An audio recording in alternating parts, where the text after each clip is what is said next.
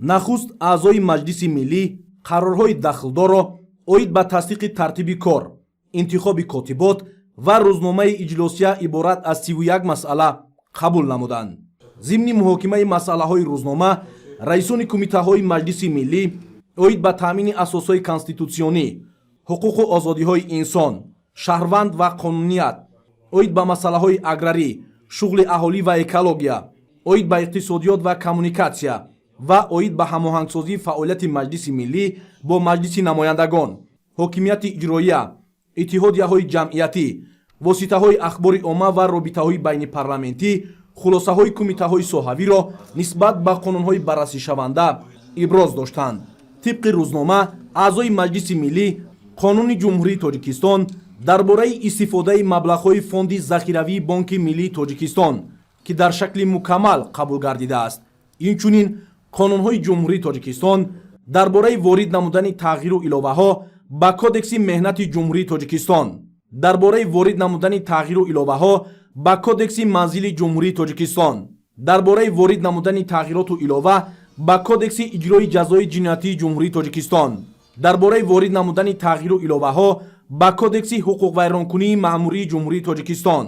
дар бораи ворид намудани тағйиру иловаҳо ба кодекси мурофиаи ҳуқуқвайронкунии маъмурии ҷумҳурии тоҷикистон, дар бораи ворид намудани тағйиру иловаҳо ба кодекси оби ҷумҳурии тоҷикистон, дар бораи ворид намудани тағйиру иловаҳо ба кодекси шаҳрсозии ҷумҳурии тоҷикистон ва дар бораи ворид намудани тағйиру иловаҳо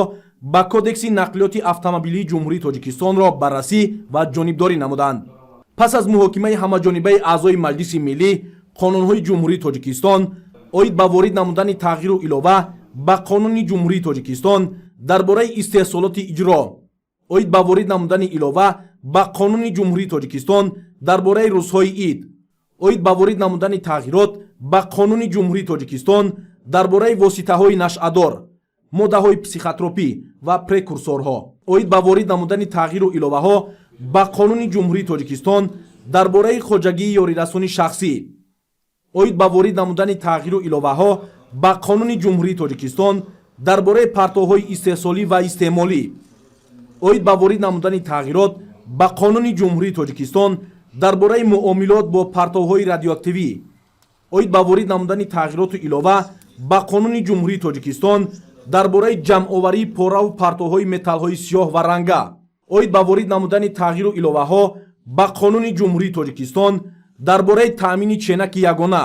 оид ба ворид намудани тағйир ба қонуни ҷумҳурии тоҷикистон дар бораи бонки миллии тоҷикистон, оид ба ворид намудани тағйирот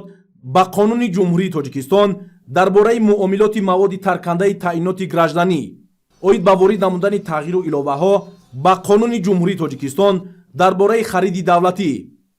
оид ба ворид намудани тағйироту илова ба қонуни ҷумҳурии тоҷикистон дар бораи металлҳои қиматбаҳо ва сангҳои қиматбаҳо ва оид ба ворид намудани тағйироту илова ба қонуни ҷумҳурии тоҷикистон дар бораи рамзҳои давлатии ҷумҳурии тоҷикистон ҷонибдорӣ ёфтанд. дар асоси пешниҳодҳои президенти ҷумҳурии тоҷикистон бо қарорҳои маҷлиси миллӣ кенҷазода муҳаммад ҷалолиддин тош ва ғуломзода сафарбек салом бо сабаби ба охир расидани муҳлати ваколат аз вазифаи судяи суди олии ҷумҳурии тоҷикистон бозхон карда шуданд. ҳамчунин бо қарорҳои маҷлиси миллӣ кенҷазода муҳаммад ҷалолиддин тош, ғуломзода сафарбек салом, сафарзода маҳинабону файзулло ва раҳмонзода икром раҳмонқул судяҳои суди олии ҷумҳурии тоҷикистон, инчунин нурализода одил бобохуҷа судяи суди олии иқтисодии ҷумҳурии тоҷикистон интихоб карда шуданд. дар идомаи иҷлосия ҳисоботи прокурори генералии ҷумҳурии тоҷикистон дар бораи ҳолати назорати риояи дақиқ ва иҷрои якхелаи қонунҳо дар ҷумҳурии тоҷикистон дар соли 2025 шунида шуд. зимни муҳокимаи масъалаи мазкур раиси маҷлиси миллии маҷлиси олии ҷумҳурии тоҷикистон муҳтарам Рустами Эмомалӣ ба прокурори генералии ҷумҳурии тоҷикистон оид ба таҳкими қонуният ва тартиботи ҳуқуқӣ, пурзур кардани назорати риояи дақиқ ва иҷрои якхелаи қонунҳо бахусус дар самти истифодаи замин ва шаҳрсозӣ, қувваҳои мусаллаҳ ва сохторҳои ҳарбӣ, пешгирии муомилоти ғайриқонунии маводи нашъадор дастуру супоришҳои мушаххас доданд. муҳтарам Рустами Эмомалӣ аз аъзои маҷлиси миллӣ ва намояндагони васоити ахбори омма ҷиҳати шарҳу тавзеҳ ва ба аҳолӣ фаҳмондани мазмуну моҳияти тағйиру иловаҳои ба кодекси ҳуқуқвайронкунии маъмурии ҷумҳурии тоҷикистон ворид гардида дар самти пурзур намудани ҷавобгарӣ барои риоя накардани қоидаҳои ҳаракат дар роҳҳои автомобилгард даъват ба амал оварданд. ҳамчунин раиси маҷлиси миллии маҷлиси олии ҷумҳурии тоҷикистон муҳтарам Рустами Эмомалӣ ба аъзои маҷлиси миллӣ, раисони вилоятҳо ва шаҳру ноҳияҳо вобаста ба вусъат бахшидани корҳои тозагию ободонӣ, истиқболи сазовори ҷашни Наврӯзи байналмилалӣ, омодагӣ ба мавсими киштукор ва даъвати баҳории ҷавонон ба хизмати ҳарбӣ супоришҳои дахлдор баён намуданд. бо ҳамин иҷлосияи панҷуми маҷлиси миллии маҷлиси олии ҷумҳурии тоҷикистон даъвати ҳафтум ба кори худ анҷом бахшид.